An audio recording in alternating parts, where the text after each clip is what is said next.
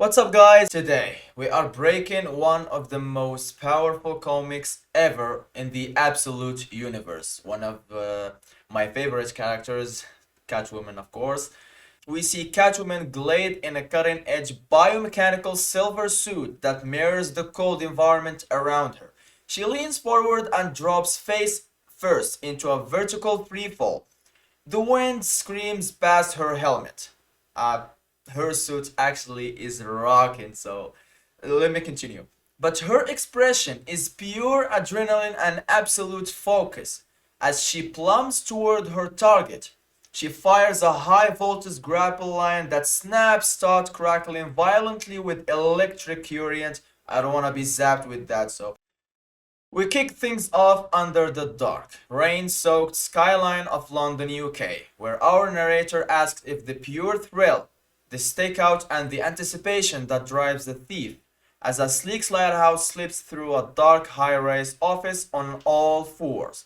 She talks about the unmatched feeling of being the absolute best, the only one capable of stealing a 60-carat pink star diamond from an alpine fortress or a quantum processor from a yacht in the Arabian Sea. Our thief stands up slicing a vibrant sunflowers, painting right out of its frame while explaining the obsession with getting your hands on the shiny new thing.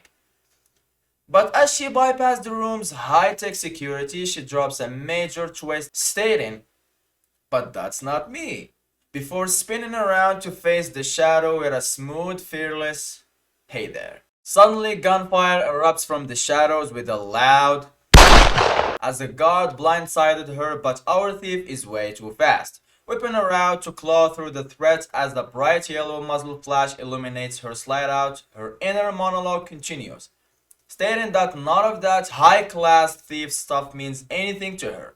Standing tall in striking full body reveals that she looks down at the heavily armed guard she just effortlessly neutralized, declaring that her name is Selina Kyle, and she is Catwoman. She stands over the fallen combatant confidently holding a massive high-tech weapon wrapped with a glowing red wire. Again, I don't want to be touched with that. Looking down at the guard, she noticed that looking at him is like looking into a funhouse mirror where the image is there but the proportions are all wrong. She mockingly adds that right now, the opioid analgesic from her tranquilizer dart is working its way through his bloodstream, which gives her plenty of time to think. Selina commands her tech system saying, "Jonesy, initiate scan," which instantly reports back that there are no fingerprints or ID found on the guard. His heart rate is 55 beats per minute, and all other vitals are stable. She confronts the incapacitated man, asking, "Were you just itching for a big score here in my apartment?" But her system suddenly blares, "Alert! Additional intruders detected," forcing a surprised, "Huh?" from her lips. Right on cue, heavy atomic gunfires rip through the room with a deafening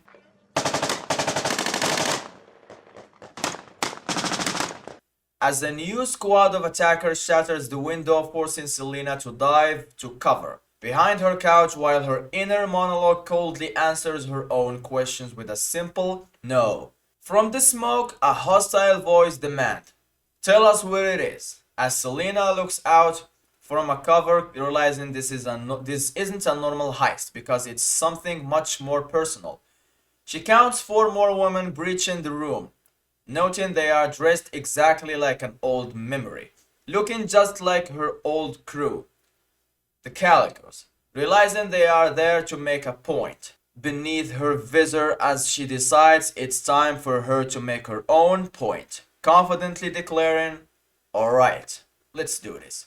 Oh, she's going to go full Batman on them. The room erupts into chaotic free-for-all as Selina dives headfirst into the brawl, her inner monologue mocking her attackers by telling them they can trash the place or steal anything they want, because none of it matters. She goads them, stating the only thing she actually cares about in this apartment is an old postcard worth less than a penny, so they will never find it. As she continually dodges their coordinated strikes, she explains the core difference between them, noting that for them is just costume, where the rope is a whip and the airs are theater. But for her, it's entirely tactical. She details her high-tech loadout, showcasing a head-to-toe segmented Kevlar suit, conductive carbon steel tail that responds directly to hands-free neuro signals. She leaps into a heavy kick, revealing that her helmet's left ear hides a portable EMP generator, while the right ear remains her little secret. Selina gains the upper hand, making the invaders scramble toward the broken window as she musses that at first. She thought they were running because they finally saw their losing situation, but as she spots them leaping back out into the night rain, her eyes widen in sudden realization when she hears a sharp like and catches the unmistakable scene of Semitic explosive. Looking back down at the ticking bomb left behind on her table, she finishes her thought, realizing they weren't running out of fear. They were running because she was the one who didn't see her own deadly situation. With a massive blinding explosion rips through the entire top floor with the defining tearing her apartment to shreds and shattering the high-rise windows into millions of flying glass shards. Cut right in the center of the blast, Selina's lighthouse is violently thrown outward into the empty raining night sky alongside burning debris. Her inner monologue remains completely unfazed as she noticed that this is usually the part where you would make a cheesy joke about cats having 9 lives. Free falling through the air high above the city streets with a fire lighting up the dark clouds around her, she definitely updates her thoughts, stating that what she's actually doing is imagining exactly how she's going to break every single bone in their bodies as payback. Alright, now I don't wanna be them. As she falls downward through the smoke and destruction, she delivers one final bitter though to herself. And P.S. Happy good word birthday to me. I like this one. The story jumps back to earlier that morning, showing Selina relaxing in bed as her device announces an incoming call from Dante. She commands it to accept the call, and Dante's voice cracks through, asking, "So how does 25 feel, Miss Kyle?" Snapping back to reality, Selina simply mutters, "undercaffeinated," prompting Dante to offer his sympathies before asking if she will be visiting the villa this week. Throwing on a white robe, she walks over to her kitchen counters to brew a fresh pot of coffee, answering, "Depends. How close are you?" Dante reassures her that they are well ahead of schedule and offers to arrange a walkthrough at her earliest convenience, asking what day this week would work. But Selina cuts in confidently to say, "Today. I can be there in a few hours." She looks out of a window into the dim city skyline, adding, "I've just got a few last things to close down here." Walking away from an apartment floor, she says a quiet, "See you soon, Dante," as she heads toward a hidden high-tech vault. Stepping up to the wall, a glowing blue laser passes over her face as the security system chimes. Retention scan complete. The vault doors open to reveal a massive hidden subterranean sanctuary, the cat cave, yeah. Standing at the edge of the catwalk in her light green dress, Selina looks out over the vast, high-tech command center, reflecting in her inner monologue that this place feels like a museum now. Her eyes scan the incredible gear gathered across the workshop, thinking about the skeleton, the camo suit, and her signature vehicle, the Wildcat, noting how much it hurts to see a dusty sheet draped over something so beautiful engineered that she never even got the chance to use. She reminds herself that she didn't get into the game just for the pure thrill, because retiring completely at 25 means getting out while she is still ahead. Looking at the rows of monitor displaying filling armor schematics, she concludes that all this high-tech gear has finally served its purpose.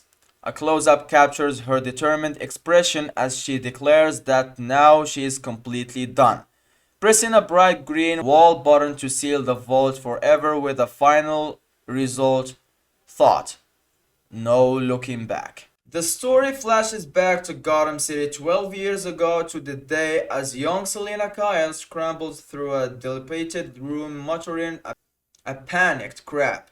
As an angry man roars from downstairs, "Selina, I'm going to kill you."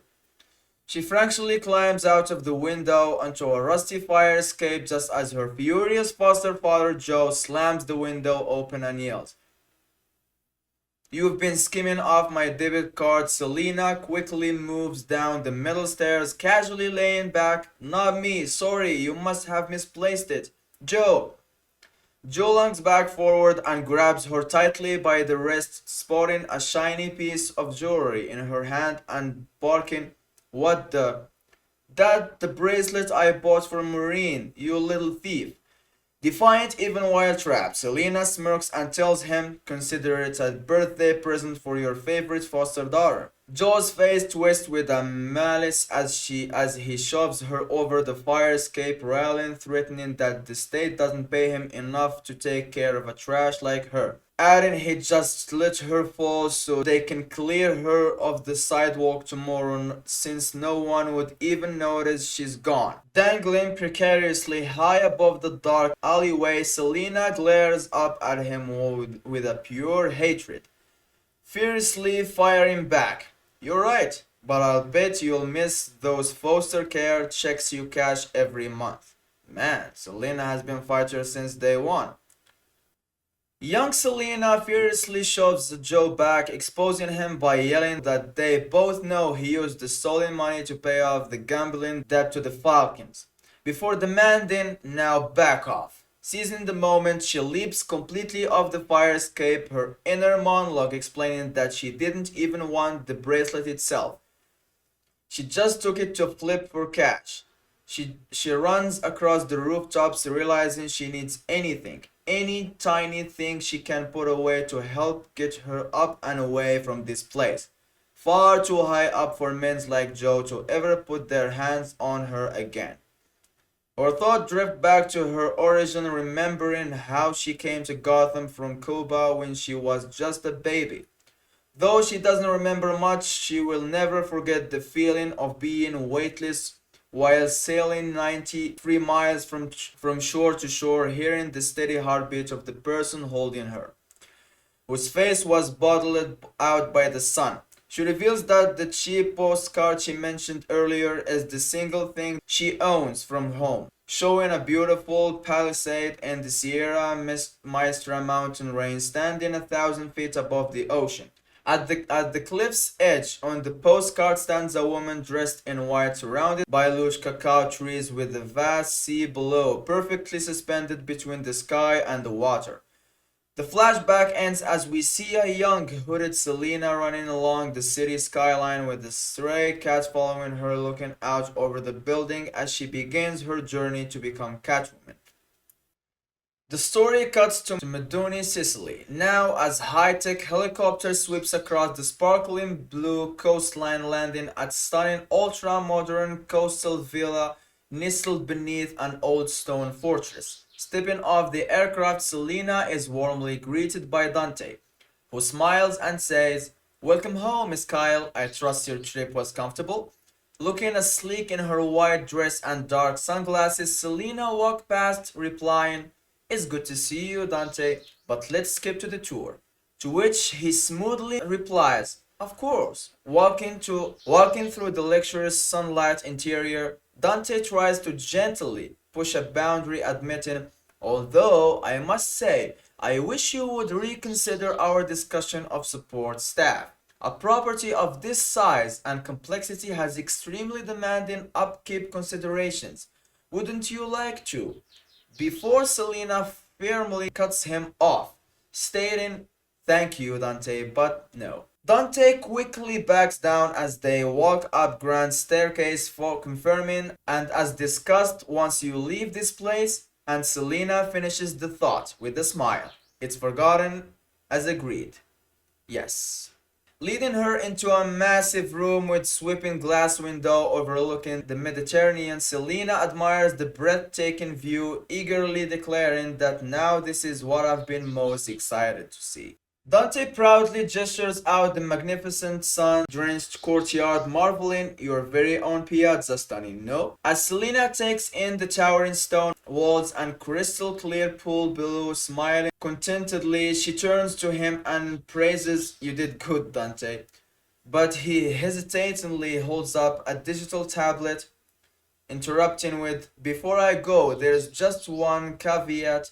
Right as deep, menacing growl echoes from the foliage, Dante explains the situation with concern, noting they have attempted to tag her, but she's already muled two of his guys who got too close, adding that as far as they know, she is entirely on her own and offering to hire a professional to handle it. Looking down from the terrace, Selina spots a sleek black panther passing gracefully among the rocks and trees. Below, instantly shutting down his offer with a firm no, staring instantly at the beautiful wild creature that reminds her so much of herself.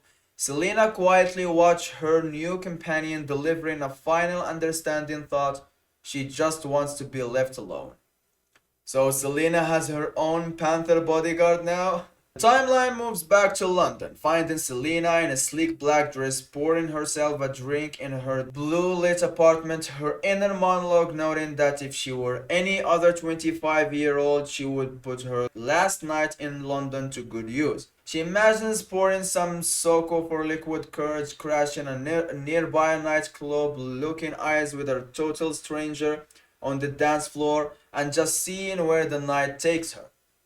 She smiles softly while raising her glass to the empty room, concluding that if she did all that, she wouldn't be herself. Cheers to 25. Suddenly, a sharp sound shatters the silence, and her eyes instantly narrow in suspicion as she sets the glass down, moving with lightning fast instinct. She grabs a large kitchen knife from the counter block with a swift turning to face the darkened doorway with her blade raised, ready to strike down whoever just broke into her home. This brings us right up to the moment the invaders breach her apartment. Before Selina can strike, an unexpected object sails through the air with a sudden sweep, prompting her to react instantly as she sliced her blade forward with a sharp shock, splitting a flying pink birthday cake cleanly in half. Her jaw drops in absolute shock as familiar voice calls out from the doorway, tasing, "You trying to kill me, Sel?" Lowering her weapon, Selina looks at the unexpected intruder in disbelief, gasping, "Holly?" Smiling back from the shadow, her old friend Holly holds the ruined cake platter casually, shrugging, "I know it's been a minute." Selina stares in disbelief, processing the reunion and noting that it's been 7 years before demanding, "How did you bypass my security system?" Holly casually places the ruined birthday cake onto a shelf, smirking, "You taught me every trick in the book, remember?" Annoyed by her own past, thrown Selina mutters, "Right, and I regret that now clearly." Holly holds out a slice of the smashed velvet pastry, teasing, "Oh, you're making that face you make when you're pissed. Have some cake. Red velvet still your favorite, yeah?" Refusing to let her guard down, Selina firmly counters, "I don't even know how you found me in the first place, but you have 5 seconds to tell me why the hell you're actually here." Holly holds up her hand defensively while offering the plaid, joking, "Whoa, I'm sensing a lot of friction here, Sour Patch." Selina instantly snaps back, "Don't call me that. We're not teenagers anymore, Holly." Holly's playful expression softens into something more serious as she insists, "No, we're not. We're grown-ups who can put the past behind us long enough to celebrate." But Selina cuts her off, slamming her hands down into the kitchen counter and shouting, "Quit the games. What are you?" Before noticing something deeply unsettling on her old friend's face. The harsh room lightning reveals a massive dark purple brow swelling heavily around Holly's right eye, posing her true desperation as she avoids eye contact, quietly whispering, hiding. In sudden vulnerable outbursts, Holly pleads, don't. Just cut the cake, will ya? Leaving Selina to look at her in stunned silence, her inner monologue grimly concluding, some things never change, do they? The story flashed back once more to Gotham City 10 years ago, where a young Selina Kyle sits quietly on a high ledge alongside a stray black cat. Suddenly, a panicked young Holly pops her head out of a nearby window, breathing heavily as she gasps, "Hey, you didn't see me, okay? But Selina calmly points toward a narrow brick opening, instructing, over there.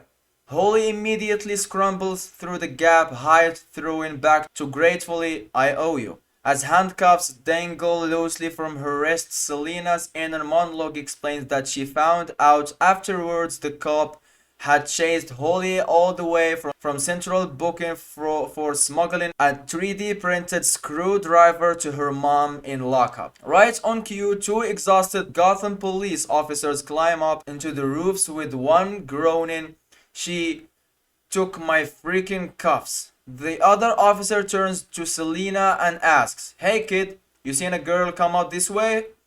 Holding her stray cat close, Selina flashes a bright innocent smile and lies. Not unless she's a cat. Buying the trick completely, the officer turns around to leave, muttering, let's go. While Selina watches them walk away, her thoughts fondly concluding that Holly was a smart ass. Yeah, but she was also plain smart. The timeline snaps back to the present day as Holly looks down at her ruined cake and admits it's not just a cake. Okay, fine. There's this job and I see you already rolling your eyes. But I can't do it alone. Before Selina formally cuts her off, reminding her, and I only work alone now, Holly. You know that, and you know why. Desperate to get through her, Holly steps closer and fires back. What happened back then was screw up. There's not a day that goes by that I don't think about it. But we're a team, not just you and me, Selina. All of us. And you just left. Staring coldly at her old friend, Holly bitterly adds, it's like you didn't even care. Twisting with a sudden rage as she points a finger directly at Holly and shouts, oh, I cared. I cared a little too much and I paid the price. Seeing how much pain she just caused, Holly bows her head in shame, softly pleading, I'm sorry, Sel, but this is the last time I'll ever ask you for. But Selina closes her eyes, completely exhausted by the weight of their dark history as she delivers a heartbreaking final question to the empty space between them. Haven't I sacrificed enough, Holly? Holly looks down bitterly, muttering, yeah, you're right. It looks like your life is really rough here in your luxury apartment. Silly me. She sits the pink birthday cake back on the counter, turns toward the exit and quietly says over her shoulder, happy birthday, Selina. Softening at the sight of her old friend walking away, Selina speaks up, calling out, Holly, wait. Which makes Holly pause at the door and look back to ask, yeah, feeling a pang of concern, Selina asks, can you still get out of whatever this is? Are you going to be safe? Holly forces a small knowing smirk and replies, don't lose any sleep over me, Sel, before turning her head slightly to offer one final classic feeling quip, you know I always land on my feet. Selina watches her slip silently out into the rainy London night, her inner monologue reflection that Holly always did love the puns just like she loved the costumes and the pure thrill of it all. As Holly walks down the dark outdoor scaffolding, disappearing into the shadows, Selina thought delivers a hauntingly ominous conclusion to the reunion, noting that exactly why things with their old crew, the Calicos, blew up because Holly never believed they could actually get caught. Left alone in the quiet gloom of her apartment, Selina sits at the kitchen counter staring at the glowing candle on her birthday cake, her inner monologue whispering that everything stayed fine until it all came crashing down. Looking down with a soft, melancholy expression, her thoughts drift back to the cheap postcard from Cuba, revealing that it had a secret message written on the back, Nuestro Corazon, which translates directly to our heart. It was signed by 10 tiny names she could barely read, names that might belong to her mother, her father, siblings, or cousins, but she sadly concludes that she will never know for sure. Reaching out with a large kitchen knife, she sliced firmly into the pink frosting with a sharp swing, splitting the cake down the middle, lifting a cut slice into a small plate. She looks at the red velvet layers and lets out a soft, frustrated sigh, muttering, "Damn it, Holly," as her old friend's presence continues to linger in the quiet room. As Selina cuts into the cake, she strikes something solid buried deep inside the frosting, pulling out a small glowing blue sphere as she mutters in confusion, "What the hell is this?"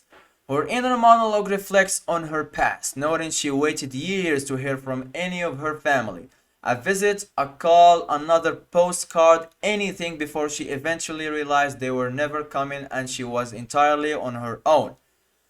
Suddenly, a realization hits her as she looks toward her darkened hallway, whispering, right before a shadow moves in the dark. Diving behind her kitchen counters for safety, she grumbles, "Thanks a lot, Holly," as a heavily armed guard steps into the room. "Suit up, consequences activates," as her inner monologue explains that while the postcard's picture of the woman on the cliff still means something to her, those 10 tiny names on the back felt like 10 broken promises. So she scratched them out, sliding gracefully into her high-tech gear. She pulls on her helmet as her thought brings us right back to the explosive present day. Free falling through the burning night air, Selina plummets at terminal velocity with her high-tech gear heavily damaged by the apartment explosion. She barks an urgent command to her AI system, shouting, "Jonesy, deploy carbon fiber net when we pass 300 feet." But Jonesy calmly signals back, "We have passed 300 mark," forcing her to scream, "Then deploy now! Jonesy, now!" A split second later, her emergency net snaps open, catching her body with a violent jolt as she groans in agonizing pain. That hurts.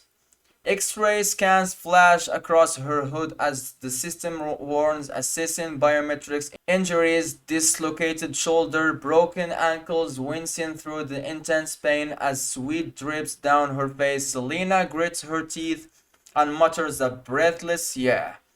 Looking out onto the street below, she spots her attackers speeding away on motorcycles, her eyes narrowing as she promised, "This isn't over." Her inner monologue notes that the copycats completely destroyed her penthouse and along with it whatever beautiful plans she had for a quiet, fresh start.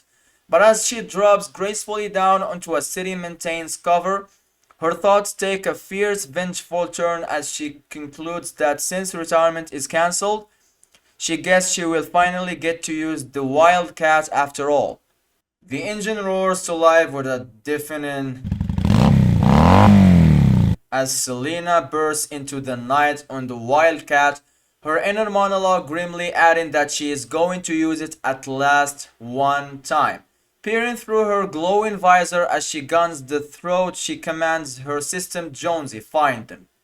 Instantly, her heads-up display tracks the city streets ahead, locking onto the moving target as the tactile overwhelm chimes 7 potential assailants detected. This catches her completely off guard, prompting her inner monologue to question how deep this copycat crew actually rolls if there were only 5 inside her apartment. As her scanner continues tracking the convoy through traffic, Jonesy flashes a steady scanning update on her screen, leaving Selina determined to hunt every last one of them down. The chase is officially on. Jonesy's tracker updates in real time, chiming Number 7 identified as Holly Robinson, showing Holly struggling on the back of an enemy bike as Selina cursed that Holly was captured and the one holding her must be the leader. Her inner monologue realizes she sensed someone else hiding in her apartment's shadows, meaning they weren't actually trying to kill her. Selina commands Jonesy initiate radiographic vision, and the scanner responds with a scan complete, revealing the mystery woman snatched Holly and the little birthday surprise sphere hidden inside her jacket. Selina notes that whatever that glowing orb is, it's clearly worth killing for.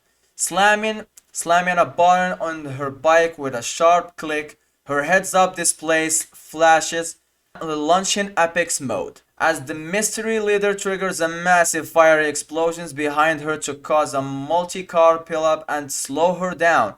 Watching the cars flip through the air in the ball of flames, Selina remains completely unfazed, delivering one final icy thought as she guns the engine. It won't. The tactical countdown ticks away on her screen at Jonesy, my favorite one, Jonesy updates. 4, 3, 2, 1. Right as the Wildcat undergoes an incredible high-tech transformation, heavy metallic armor plating shifts and locks into place with a mechanical crunch, molding the motorcycle into a massive filling-shaped skeleton that encases Selina completely. Her AI system chimes with a steady robotic confirmation. Apex mode activated. Looking absolutely lethal in her rolly armored mechanical suit, Catwoman stays low to the ground and guns the powerful engine, rocketing forward like a stricken predator into the smoke and fire to run her target down. Selina barrels forward in Apex mode, her inner monologue reflection on a lesson she realized soon after arriving in the States during those first orphanage stints. When someone sees something matters to you, they want to take it from you. The heavy mechanical suit tears through the street with a loud brrr. As she shreds the pavement, her armored boat coming down with a heavy sound against the debris, her thoughts deepen, noting that when that happens, you learn one of two things. You can either teach yourself to care less or head back twice as hard. Embracing the fight, the massive glowing mechanized panther leaps aggressively over the burning car wreckage, ready to smash right through the obstacles and crush anything standing in her way. Gunning the engine to pull alongside the enemy motorcycle, Selina narrows her eyes as promises, I got you, Holly, I got you. Reaching a hand out across the speeding vehicles, Selina commands just, but the enemy leader swiftly. The athlete, impressed by the evasion, Selina inner monologue admits, oh, she's good.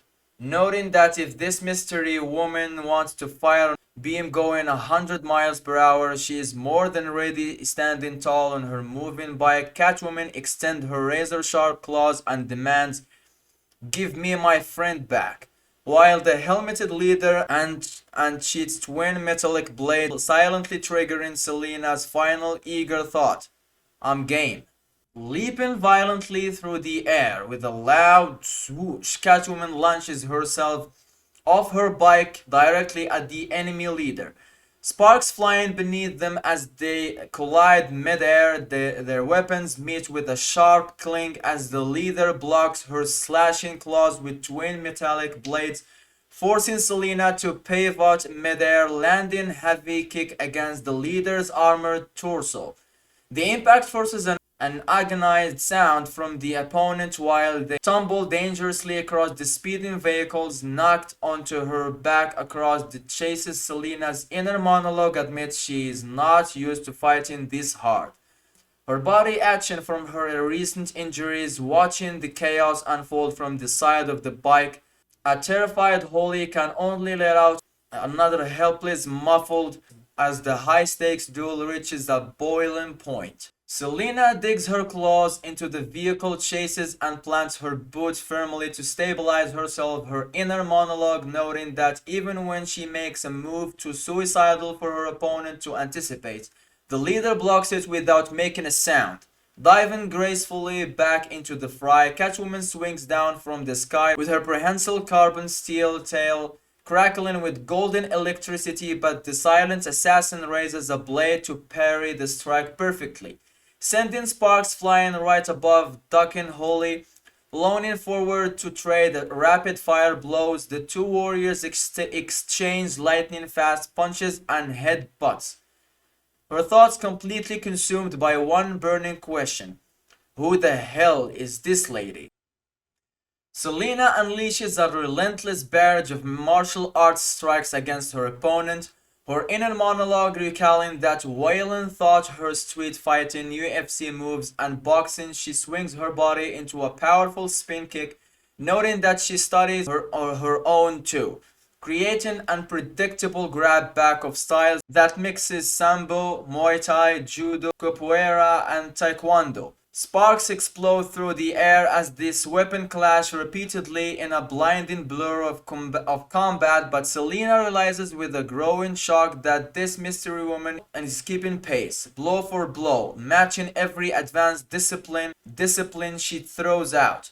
Locking eyes with her enemy through their visors as they trap each other's limbs in dead heat. Selina narrows her gaze with fierce determination, her thoughts delivering one final desperate realization. There's only one thing left to do. She is about to throw a wild card. Deciding she has no other choice, Selina lets her inner monologue conclude that she needs to shift focus.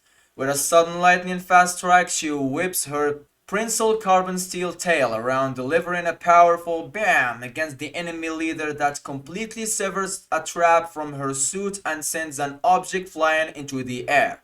Using the momentum of the strike, Selina intentionally hurls herself off the speeding bike, rolling gracefully across the asphalt as the enemy motorcycle speeds away with Holly into the foggy city night. Sitting up with the pavement alongside her damaged wildcat, she catches the glowing blue orb she managed to snatch mid-combat, looking at the artifact cradle safely in her palm. Her thoughts deepen, realizing that truth be told, there is a third thing you can do when someone comes for what you care about. You can care less, you can fight, or you can get good at stealing it back. Retracting her visor to look up at the dark sky with absolute focus, she commands Jonesy, pull up the last known coordinates of the Wandering Rose, before delivering one final chilling promise to herself. I'm gonna need more firepower. The scene cuts to a cold industrial warehouse elsewhere as the mystery leader drags a bound Holly Robinson inside, prompting Holly to bitterly vent that if they are going to kill her, they should at least do it where she can see the stars or be human about it. Shoved roughly into a chair, Holly winces and complains that it's too tight, calling her a captured jackass while the masked assassin stands silently. Suddenly, an audio device blares with a sharp ring as the masked assassin lifts a hand to her helmet to answer her automated system, chiming that the call is accepted. A cold, authoritative voice echoes from the other end of the line, praising her for an excellent job tonight before delivering a massive shocking revelation. Silent leader removes her helmet to reveal her face as the first chapter drops its final massive cliffhanger to be continued.